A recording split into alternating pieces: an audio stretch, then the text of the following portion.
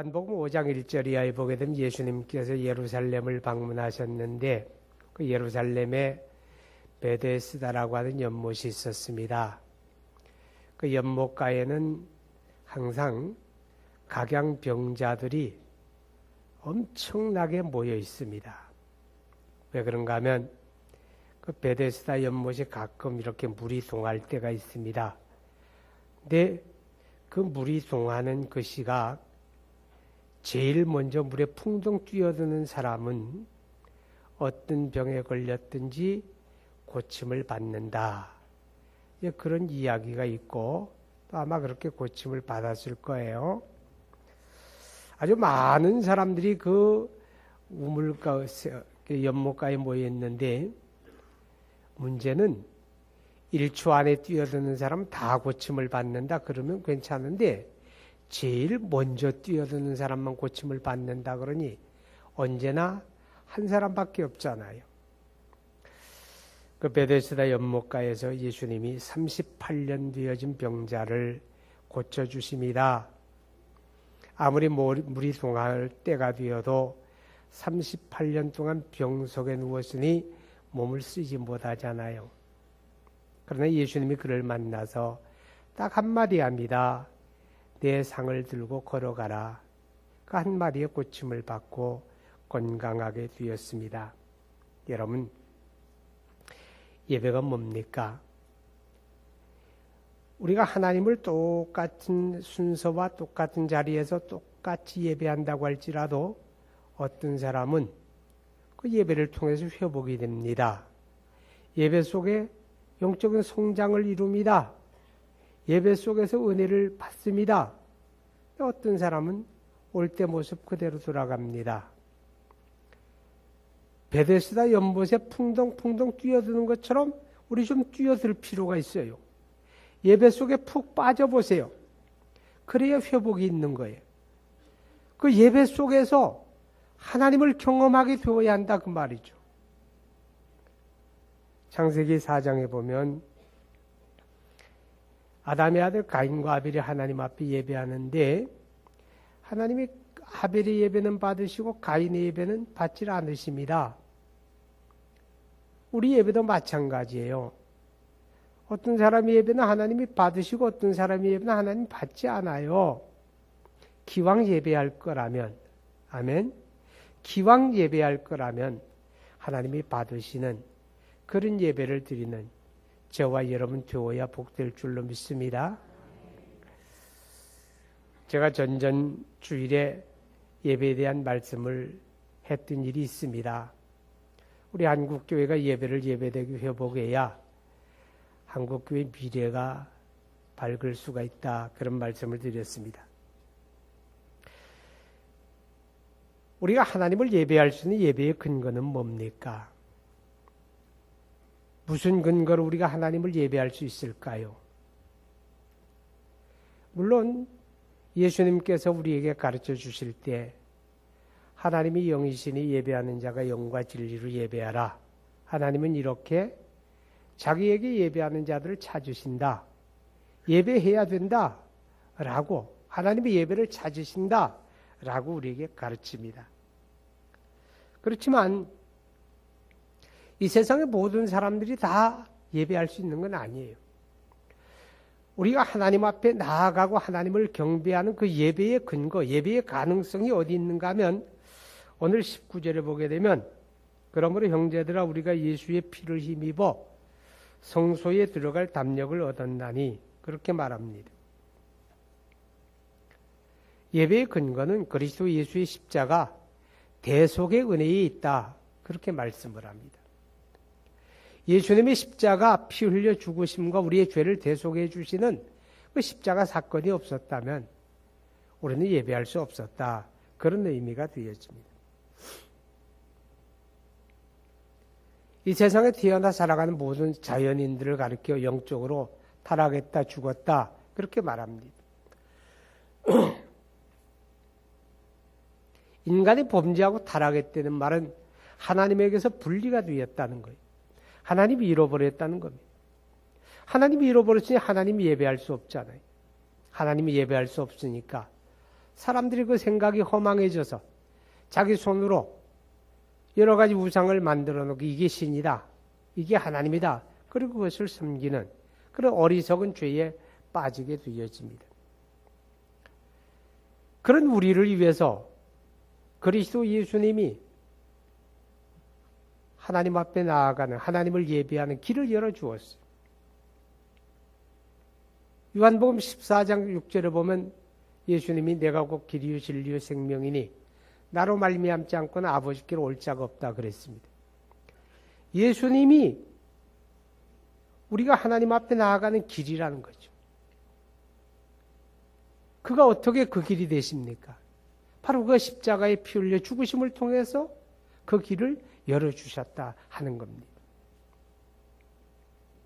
예수님께서 십자가에 달려 피 흘려 죽으시는 그때에 예루살렘 성전에서 놀라운 일이 하나 벌어지게 됩니다. 성전에 들어가게 되면 성소와 지성소를 구분하는 커튼이 하나 있어요. 커튼이 드리워져 있는데 그 커튼 뒤편에는 지성소고 앞편은 성소예요. 커튼 뒤쪽에 있는 지성소는 아무나 출입하는 게 아니에요. 제사장들 가운데서 대제사장 딱 한 사람, 그것도 1년에 딱 한 번 대속죄일에 속죄의 피를 가지고 거기 들어가서 속죄수의 부음으로 그 백성들의 죄를 속하는 그런 역할을 하게 됩니다.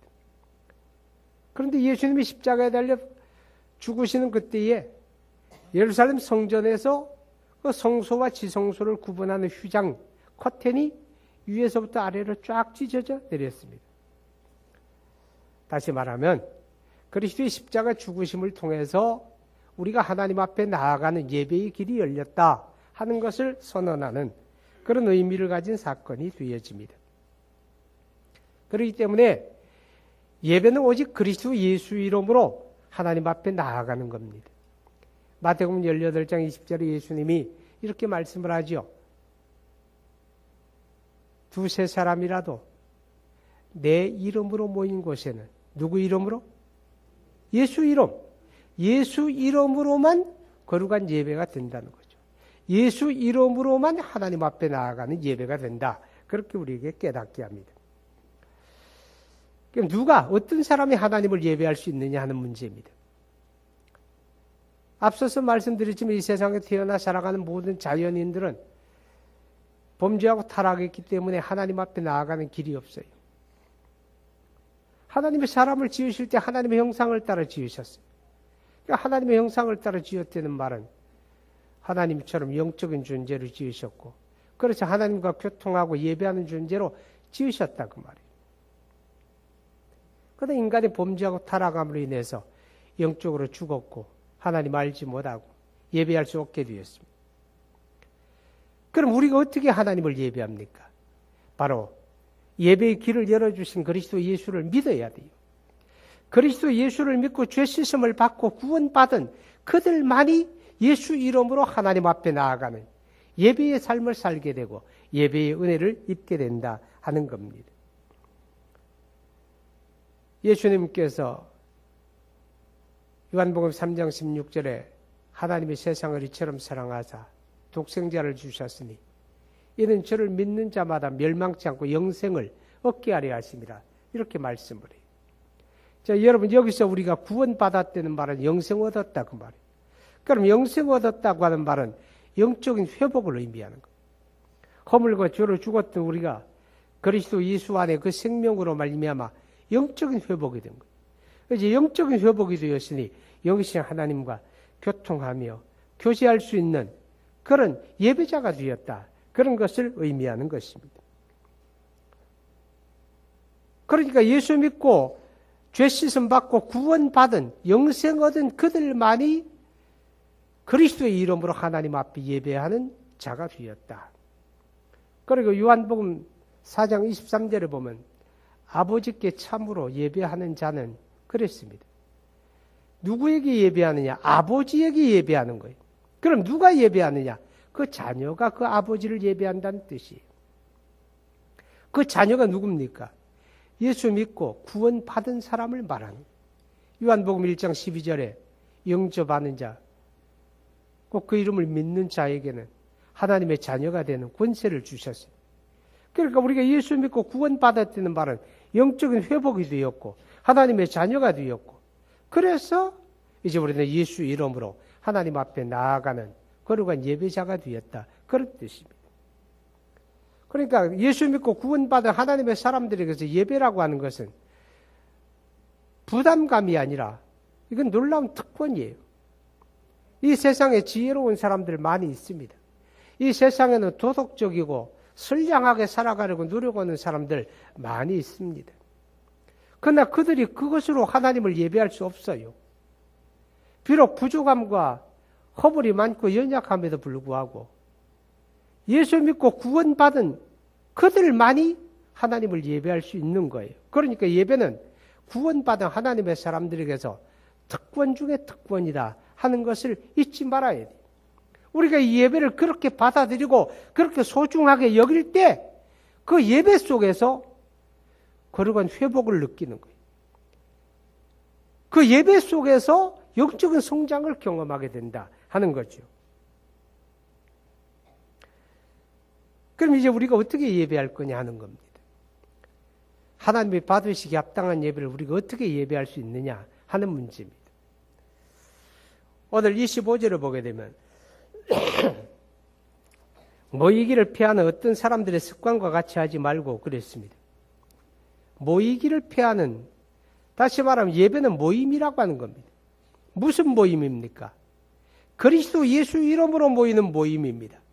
그러니까 우리가 주일 예배라고 하는 말은 그리스도의 공동체, 예수 믿는 사람들이 예수 이름으로 하나님 앞에 나아가는 공동체 예배를 의미하는 거죠. 그래서 우리가 예배라고 할 때 거룩한 모임을 말하는 겁니다. 두세 사람이라도 내 이름으로 모이는 것, 그것이 바로 예배다. 그렇게 성경이 우리에게 깨닫게 합니다. 그런데 모임이라고 해서 하나님이 받으시는 예배가 다 되는 건 아니에요. 여러분, 거룩한 모임 가운데 반드시 없어서 안 될 게 있습니다. 그게 뭔가 하면 하나님의 임재입니다. 아멘. 하나님이 우리 가운데 임재하셔야 되는 거예요. 하나님이 우리 가운데 임하셔야 그 모임이 거룩한 예배가 되는 거죠. 사람들끼리는 모여 있는데 그 가운데 하나님의 임재가 없다면 그 모임이 하나님 앞에 예배가 될 수가 없는 거죠. 그래서 우리가 이 주일 거룩한 공동체가 하나님을 예배하는 이 예배를 위해서 우리가 더 많이 준비하고 더 많이 기도하지 않으면 안 되는 거죠. 자, 우리가 또 어떻게 하나님 앞에 받으실 수 있는 예배를 드릴 것인가? 오늘 성경에 보게 되면 22절에 우리가 마음의 뿌림을 받아 악한 양심으로부터 벗어나고 몸을 맑은 물로 씻음을 받았으니 참 마음과 온전한 믿음으로 하나님께 나아가자 그랬습니다. 자, 여기 보게 되면 온전한 믿음으로 나아가야 한다는 거죠. 하나님을 예배하는데 하나님이 받으실 수 있는 예배는 온전한 믿음의 예배다, 그렇게 말씀을 해요. 여러분, 믿음이 온전합니까? 신앙생활 몇 년 했습니까? 한 10년쯤 했으니까 이만하면 온전할 거야, 그런 생각 안 가지세요? 여러분이나 저나 믿음이 온전한 사람 없어요. 우리가 평생을 믿어도 우리 믿음이 그렇게 하나님 앞에 이제 그만하면 됐다 할 만큼 온전하지 않아요. 그런데 어떻게 온전한 믿음으로 하나님 앞에 예배합니까? 여기서 온전하다고 하는 것은요, 이런 의미를 가집니다. 자기의, 자기 경건, 자기 선행, 자기 신념, 그런 걸 조금도 의지하지 않는 거예요. 털끝만치도 자기를 내세우지 않고 자기를 의지하지 않고, 그럼 누구를 의지해요? 나를 위해 십자가에 죽으시고 부활하신 예수만을 의지하는 믿음을 말하는 거예요. 예수만을 의지하는 믿음으로 나아갈 때 그게 온전한 믿음이고 그 믿음으로 드리는 예배를 하나님이 받으시는 거예요. 아멘. 여러분 가운데 한 해 동안 신앙생활 성실하게 하고 열심히 감당한 분들 많이 있습니다. 내가 새벽기도 이만큼 했으니 나는 꽤 괜찮은 믿음이야. 만약에 조금이라도 그런 자기 자신을 의지하거나 자기 자신을 내세우는 마음이 예배 가운데 있다면 나는 온전한 믿음이 안 되는 거예요. 내가 한 해 동안 11조 열심히 잘 감당하고 전도 열심히 하고 내가 열심히 봉사했다. 그런 자랑하고 싶은 마음이나 그것을 의지하는 마음이나 그것을 내세우는 마음이 털끝만치라도 있다면 지금 예배하는 내 믿음은 온전한 게 아니에요. 그런 거 하나님 앞에 나갈 때 그런 거는 다 귀한 일이지만 그건 하나님이 그냥 알아주실 일이고 알고 계실 일일 뿐이지 내가 내세우거나 내가 자랑하거나 내가 의지할 게 아니라는 거죠. 나는 아무것도 없는 사람처럼 다 내려놓아야 돼. 털끝만치도 자기를 의지하거나 내세우거나 자랑하지 말고 오직 나를 위해서 십자가에 죽으시고 부활하신 예수 그리스도 그분만을 의지하는 믿음을 가지고 하나님을 바라봐야 돼요. 이게 온전한 믿음이고 그 온전한 믿음의 예배를 하나님이 기뻐 받으신다 하는 겁니다. 누가복음 18장 11절을 보게 되면 두 사람을 예수님이 비교합니다. 하나는 바리새인이고 하나는 세리입니다. 바리새인은 자타가 인정하는 것처럼 참 신앙생활 잘해보려고 노력하는 사람, 말씀대로 살려고 노력하는 사람, 기도 많이 하려고 노력하는 사람, 그래서 구제도 하고 11조도 드리고 금식도 하고 노력하는 사람. 또 한 사람은 세리예요. 공적이에요. 공적. 그 사회에서 백성들에게 피해를 주는 사람, 남을 아프게 하는 사람, 민족의 배신자, 그게 세리예요. 근데 그 가장 사람들이 의롭다고 여기는 바리새인과 가장 못된 놈이라고 여기는 세리, 두 사람을 주님이 이렇게 비교를 해 대조시키면서 이 두 사람이 하나님 앞에 올라갔다. 그리고 하나님 앞에 기도했다. 근데 둘 중에 누가 하나님 앞에 의롭다함을 받았겠느냐 이렇게 묻습니다. 바리새인 하나님 앞에 가서 기도합니다. 두 손 높이 들고 서서 하나님 감사합니다. 나는 저 못된 놈 세리같지 않음을 감사합니다. 토색하지 않음을 감사합니다. 내가 강탈하지 않은 거 감사합니다. 하나님 나는요 일이 2번씩 금식하고요. 나는 11조 잘하고 나는 기도 열심히 하고 나는 구제하고 이렇게 살았습니다. 감사합니다. 그러죠. 그런데 세리는 하나님 앞에 고개 들지도 못하고 자기 가슴 치면서 하나님 죄인입니다. 하나님 죄인입니다. 죄인 불쌍히 여겨주세요. 그렇게 기도했어요. 예수님이 물어요. 이 두 사람 가운데 누가 하나님 앞에 옳다 여김을 받았느냐? 이 두 사람 가운데 누가 하나님 앞에 열납하심이 되었느냐? 그 말이죠. 여러분, 우리가 솔직히 얘기해 봅시다. 세리는 나쁜 놈이죠. 바리새인이 더 나은 거 아니에요?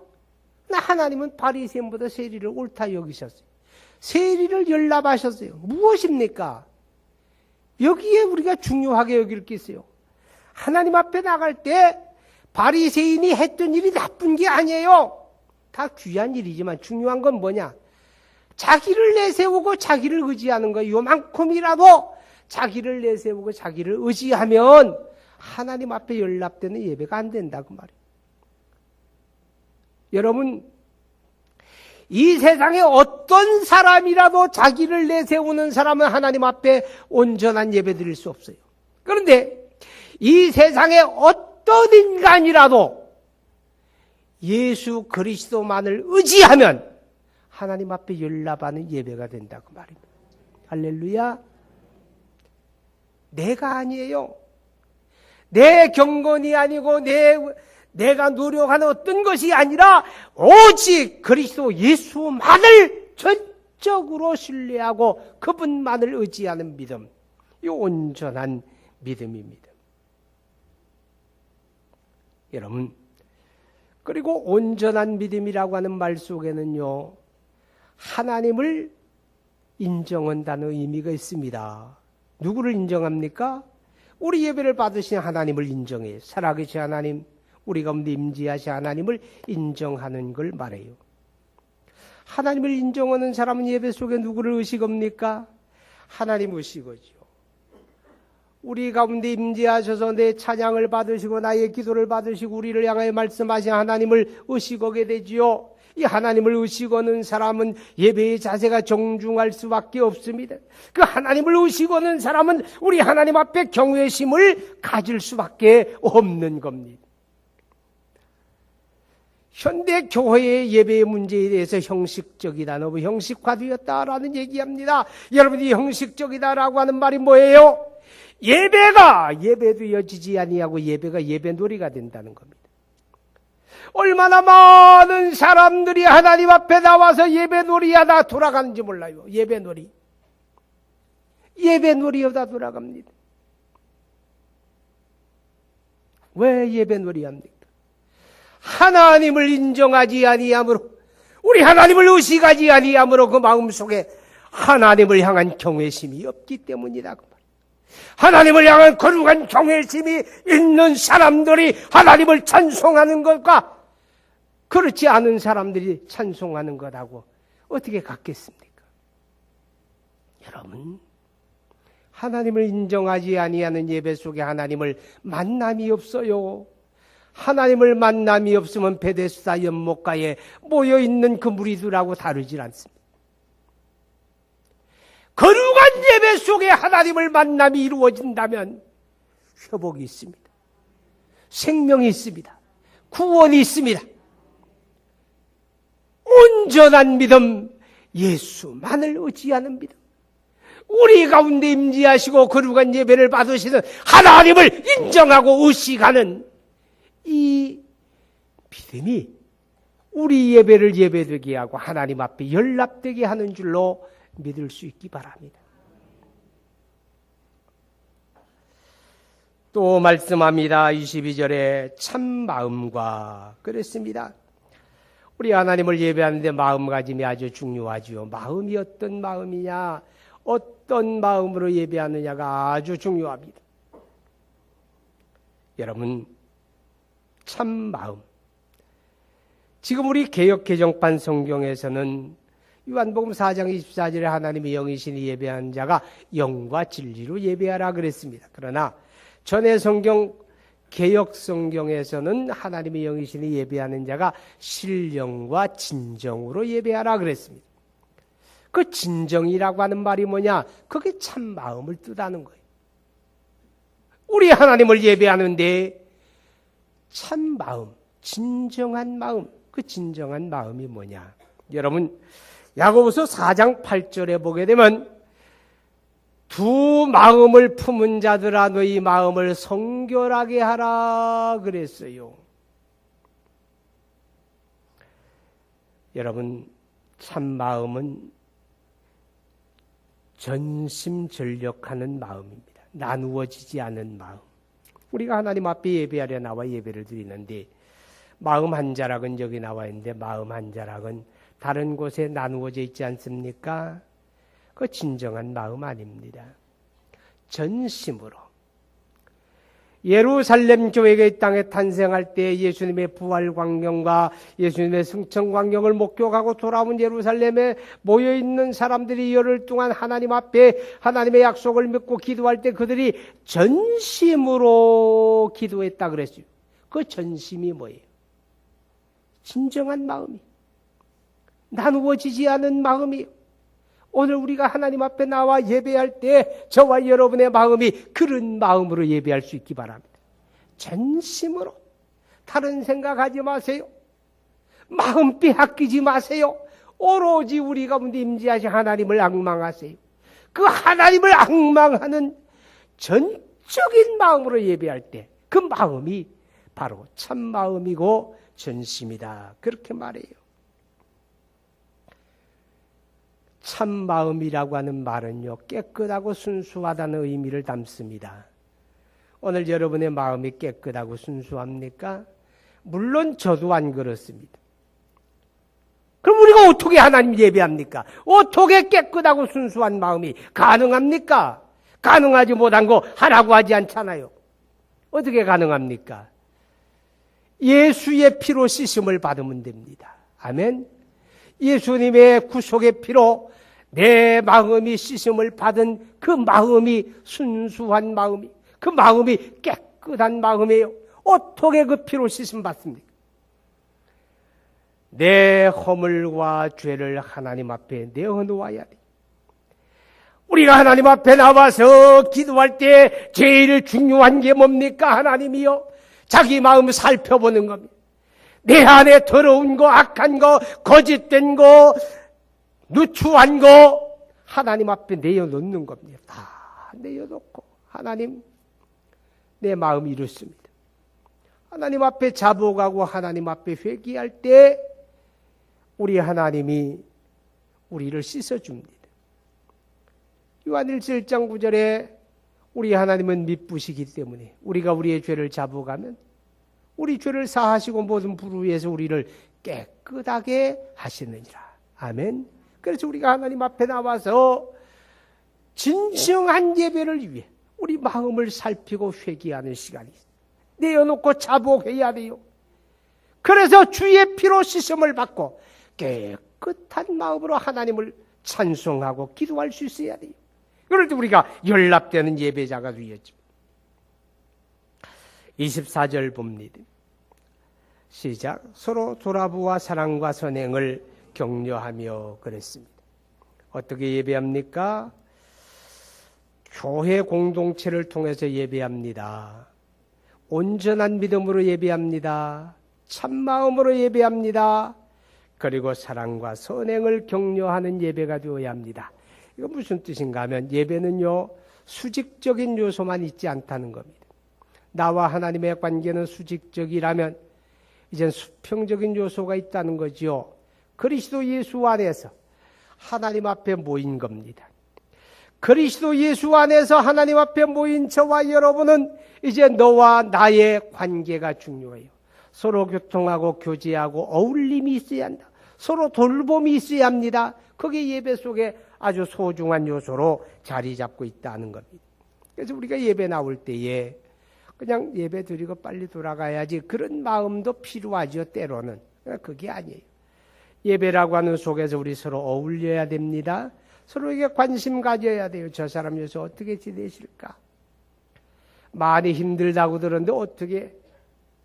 그래서 그를 위해 기도도 하고 관심을 가지고 돌보고 서로 어울리고 이것이 바로 수평적인 겁니다. 여러분 십자가는 수직선과 수평선이 교차하면서 만들어지잖아요. 거룩한 예배의 자리는 그런 자리라고 하는 겁니다. 우리가 설교를 듣습니다. 하나님의 말씀의 대원이라 그러죠. 설교가 뭐예요? 예배하는 하나님의 권속들에게 사랑과 선행을 격려하는 자리입니다. 신앙생활 이렇게 하자고. 우리 믿음이 뭐예요? 하나님의 가르침을 실천하며 살아가는 거예요. 그리스도 예수를 본받아 따라가는 거예요. 그것을 우리가 가르치는 거예요. 우리 이렇게 살자고. 이거 잘못된 삶이니까 이렇게 살아야 되겠다고. 사랑과 선행을 격려하는 게 그게 바로 설교고 그게 예배의 자리입니다. 그래서 우리가 기억해야 할 것은 이 예배의 자리에는 위로가 필요한 거예요. 어떤 사람이 위로받아야 합니까? 삶의 현장에서 힘들고 어려운 사람들이 그 예배의 자리에 나와서 하나님의 말씀을 들으며 그 말씀 속에 위로와 격려가 되고 그래야 돼요. 또 성도들의 어울림을 통해서 서로 관심과 돌봄을 통해서 그들에게 격려가 되어야 되죠. 그리고 예배의 자리를 통해서 우리 삶의 다짐과 결단이 세워져야 돼요. 하나님의 말씀 들으면서 내가 정말 이렇게 잘못됐구나. 바르게 살아야 되겠다. 내가 잘못된 예배를 드렸다면 이제 바른 예배를 드려야 되겠다. 이렇게 마음의 다짐과 결단이 세워져야 돼요. 그게 바로 사랑과 선행을 격려한다는 의미가 되는 거죠. 그런 다짐과 결단을 통해서 새로운 출발이 있게 되고 그리고 회복이 있게 되어지는 거죠. 베데스다 연못가에서 예수 만난 사람 38년 된 병자가 회복되어지는 것처럼 오늘 우리가 예배가 예배되어질 때 이런 회복과 새로운 출발과 거룩한 승리와 하나님의 영광을 체험하는 역사가 있습니다. 그게 예배입니다. 우리 그런 예배자가 되기 바랍니다. 그런 예배의 은혜가 저와 여러분에게 충만하기를 축복합니다. 기도합니다. 우리 함께 기도합니다. 우리가 그동안